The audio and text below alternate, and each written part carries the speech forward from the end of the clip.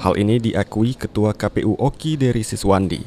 Menurutnya sebagai tahapan pesta demokrasi nanti, KPU Oki telah mengajukan penganggaran biaya pilkada serentak ke Pemda Oki sebesar 126 miliar rupiah. Dana ini bersumber dari dana hibah Pemkab Oki. Biaya ini menurutnya memang lebih besar dari tahun 2018 lalu yang hanya 66 miliar rupiah. Peningkatan biaya dirancang karena adanya pandemi COVID-19, sehingga setiap pelaksanaan tahapan harus mengikuti protokol kesehatan dan menggunakan alat pelindung diri atau APD. Namun, pada saatnya nanti, jika pandemi COVID-19 telah berakhir, maka dana yang diajukan tersebut tidak akan digunakan sebagaimana mestinya. 2018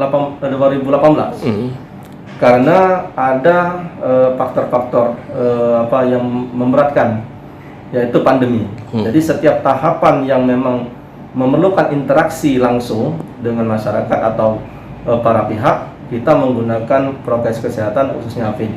Nah, inilah yang membuat pembengkakan dana pilkada itu sendiri.